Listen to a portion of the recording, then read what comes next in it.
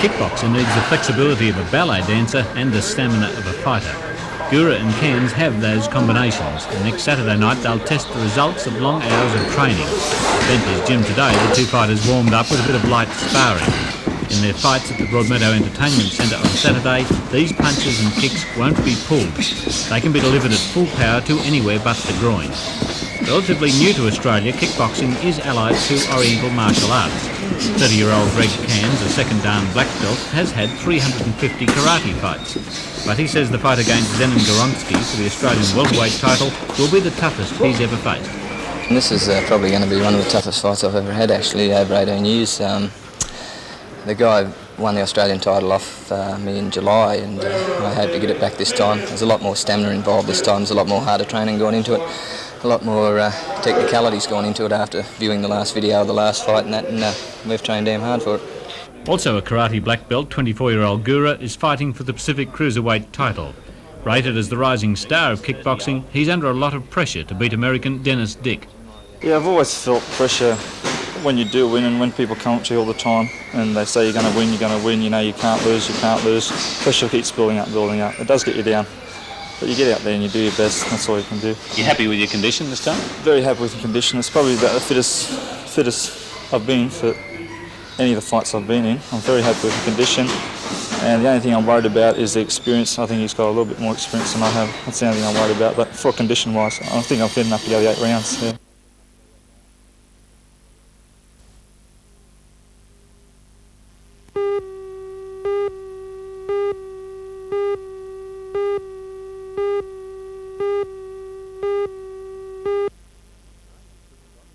The range of equipment on display at the Electrical Appliance Expo is an illustration of just how the modern household can use electricity to save time and effort and to provide entertainment.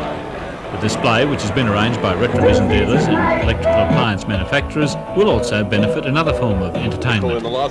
Pick a prize competition for some $10,000 worth of appliances is helping finance the 2-week US tour of Newcastle's Marching Koalas. The expo will continue at the Workers' Club until Thursday.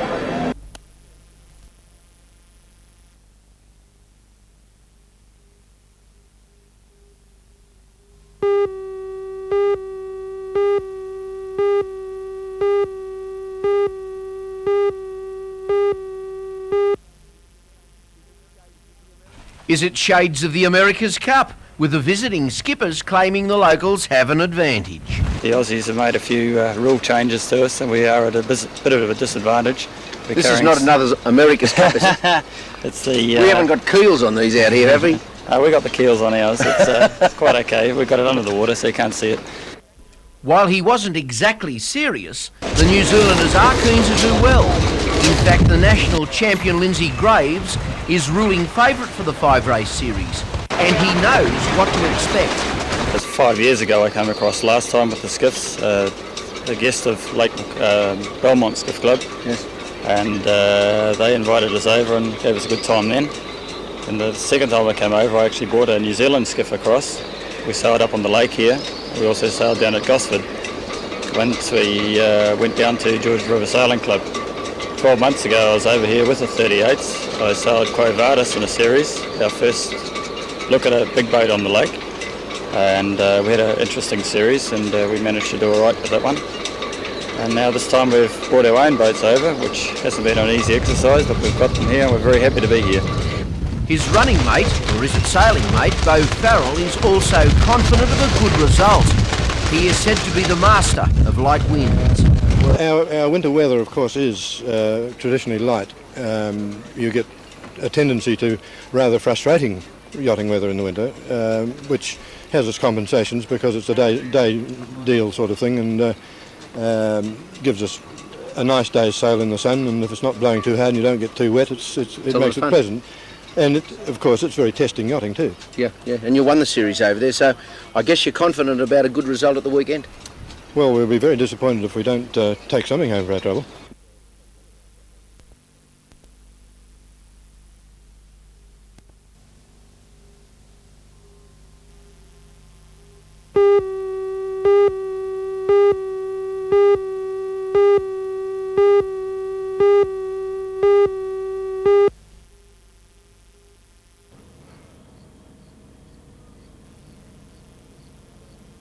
competition from other countries wasn't very good because Australia took out the first 6.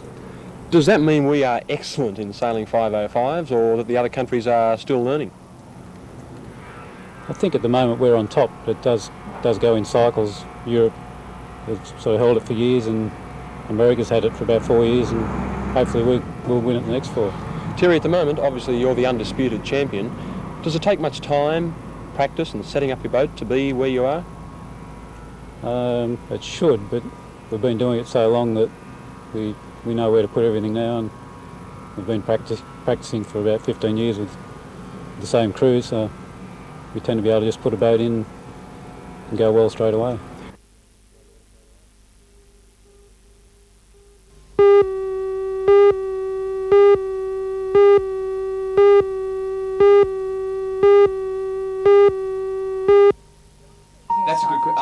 John says he returned from holidays to find he was to be transferred from his primetime shift to a later one.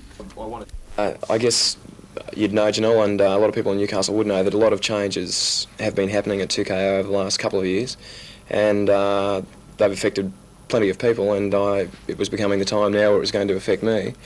And the way it was going to affect me was the area of my airwork, and I thought, you know, my ratings had been consistent enough to leave me where I was, and we disagreed, and I decided to resign.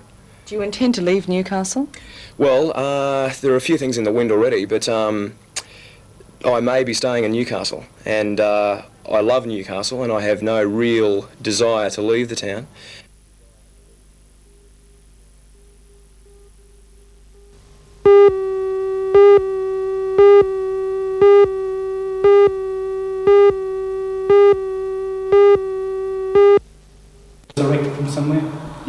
Mr. George Amashev is leaving the Maritime Museum to take up a new post. The new curator is Mr. Richard Morgan. Yesterday, both men, along with Mr. Cliff Callan from the Museum Society, accepted the donation of a 19th century ship's bell. The bell was donated by Mr. Kent Stewart, who found it on the old J&A Brown store site at Hexham. But how it got there is a mystery. The bell comes from a 3-masted schooner called Falcon. Falcon traded to China until 1875, when she was sold to a Melbourne firm who used her to trade to New Zealand. From 1913 to 31, the schooner was used as a wool hulk between Melbourne and Geelong. The ship has not been to Newcastle, and it will probably never be known how we acquired its bell.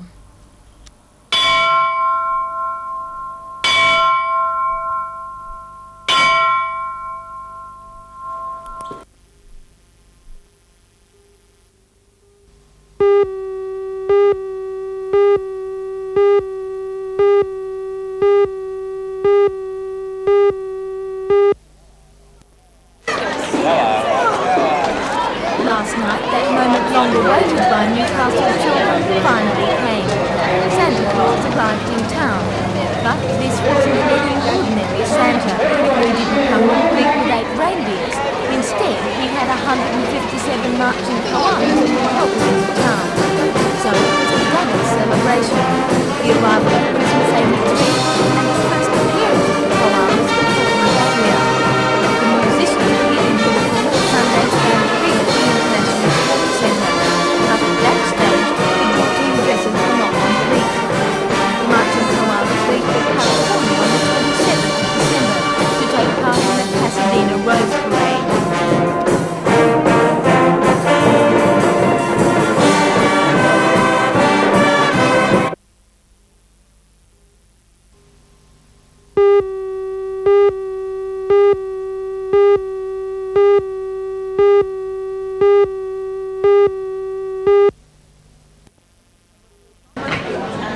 A report on the club industry commissioned by the Clubs Association has raised an interesting question. What do members expect from their clubs? The report suggests that the beer-swilling image of the typical club member is a thing of the past. It recommends that less emphasis should be placed on bars and drink machines and more on family and community entertainment. The study also claims that many clubs are suffering under incompetent management. I'd see the ideal club very family orientated and very community orientated, and by that I mean they'll be really serving the senior citizens as well as the very, very junior citizens. Why do you think so many clubs in New South Wales have gone broke over the past 12 months? The majority of reasons for this would be that there's very short-term policies in clubs. Under the present Act, directors can only be elected for 1 year, and there's very few boards that are prepared to have long-term policies. You think with longer management programs things would be better? Oh, that's for sure. You know, we've got a state government at the moment which would like to have a 4-year term, but they expect clubs to run on a 1-year term. It's just not on.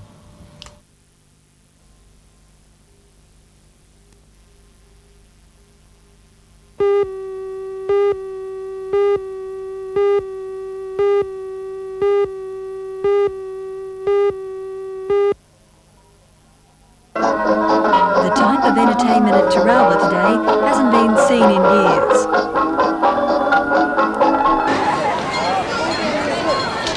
A procession to coincide with Torres School's annual fete had crowds lining the streets today. Santa was there. But when the parade got underway, all eyes were turned on the small but colourful display, which must have involved most of Torres. The procession was only the start of the day's activities. Fete in the school grounds was a roaring trade.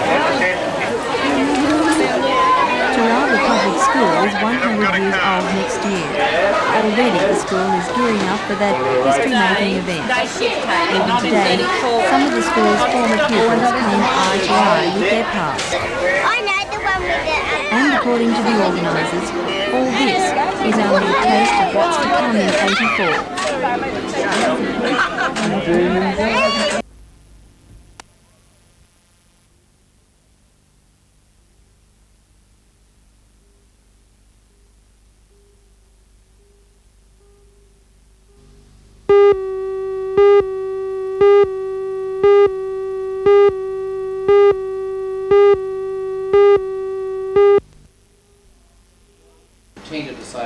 High-ranking Liberal Party officials travelled from Sydney to attend the regional conference. The aim was to fill the delegates in on the advances being made within New South Wales and what can be done in the Hunter to improve the party's standing. State President Mr John Valder. We've got high hopes of winning the state seat of Maitland in the coming state election next year. It's not going to be so easy to win the seats more immediately in the Newcastle area, but we're here today to give the party in this area the boost that it certainly needs if we're going to win government.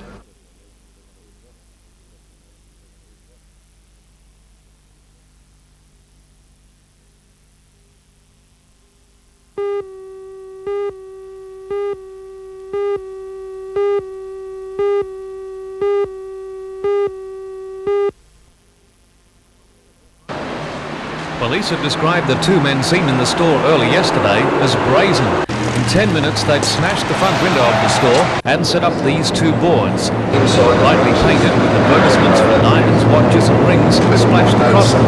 Behind the boards, the thieves removed 450 ladies and gents rings and 160 watches. And they were selective.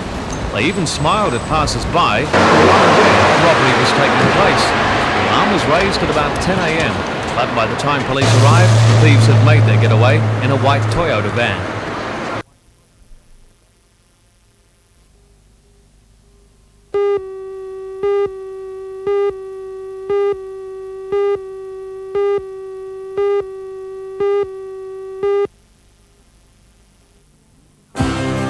The annual art exhibition by final year students at the college forms part of the students' assessment. This year, the exhibition is so large it has been split into two sections. The first exhibition, which is on this week, includes work done by students in the Associate Diploma in Creative Arts and Craft course.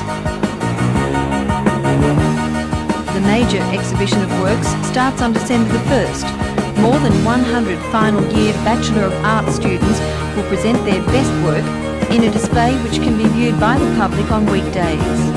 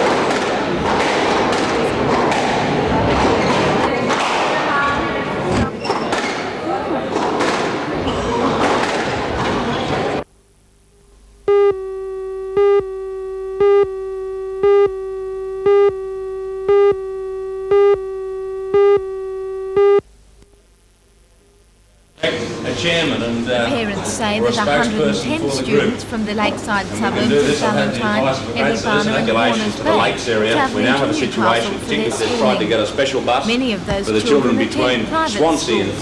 However, for some, travelling into the city is not by choice. However, this evening, at the request the of Urban the Transport Education Authority, Department, they really can't say no into this. You all know the problems in the afternoon. Because of overcrowding at Horners Seems Bay to me High. fairly The parents believe that a special bus strange service to place children in danger, which I think they're asking the Urban should be Transport provided Authority for very children. much. Let's come to that.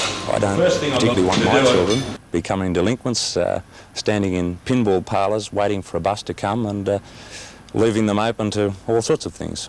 How long has the fight for an additional bus service from the lake area into town been going on? Sharon, I've been informed only this evening that certain schools have been fighting for this for over 5 years. And in my opinion, that's far too long. To elect a chairman and Last night's meeting voted to continue to try and convince the Urban Transport Authority to introduce a school bus before the start of first term next year. But I'll do it.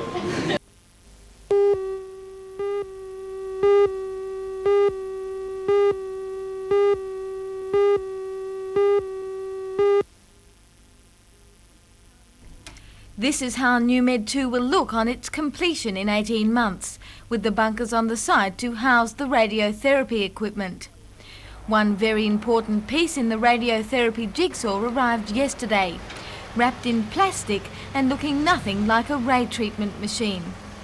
The cesium-137 was transferred along with 5 essential staff from the now defunct radiotherapy section of Sydney Hospital to establish the radiotherapy section of the oncology unit in Newcastle. Dr. Ed Smith has been appointed as the head of the new radiotherapy section. He says the cesium unit helps to ease the pain of cancer sufferers. 137, which gives off a gamma ray, which is useful in the treatment of tumours, but at the same time is much more sparing of the skin, bone and cartilage of the normal tissues, much more useful than the old-fashioned deep X-ray therapy set. It is largely used in the treatment of pain and other symptoms due to cancer.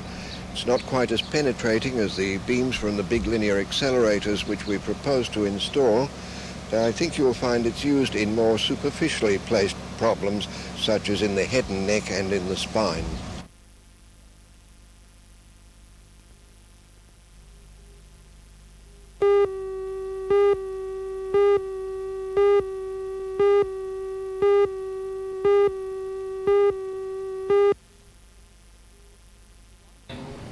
The Wyong Company was presented with 2 awards at a function today in the Council chambers.